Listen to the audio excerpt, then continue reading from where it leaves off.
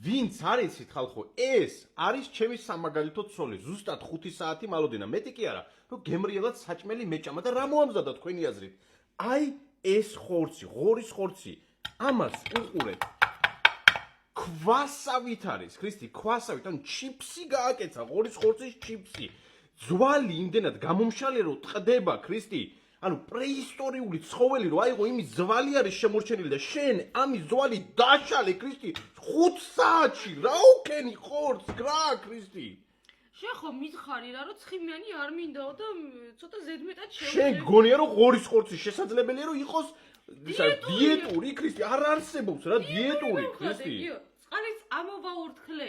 ღმერთო, ჩემო, ვიღაცა მიშველეთ, უბრალოდ ამას საჭმლის კეთება ასწავლეთ, ანუ საუკეთესო ხორცი მოვიტანე და ტიპმა ჩიფსი გააკეთა, რამხელა ჩიფსებია, ხმას უსმინეთ. ქვასავით არის ყველა. რა გინდა, გემრიელი? ქრისტი საჭმელს აღარ გაეკარო უბრალოდ, ქრისტი. მე სხვადასხვა ჭამა უფრო გამომდის, ვიდრე გაკეთება. სამწუხაროა ნამდვილად, მე ჭამა უფრო გამომდის, მაგრამ ვიღაცამ ჩვენ ორ შორის უნდა გააკეთოს, ქრისტი. შენ გამოგდის კაი საჭმელი. მე გამომდის, საქმე მქონდა, ღმერთო, რისთვის გავაფუჭებინე ხორცი? ანუ დიდი ამბავი, სუხარიკივით. ანუ ქრისტი 64-ში ეხა ღორი ზის იქ და უბრალოდ ნანობს რომ რის გამო დამკარითო ამის გამო?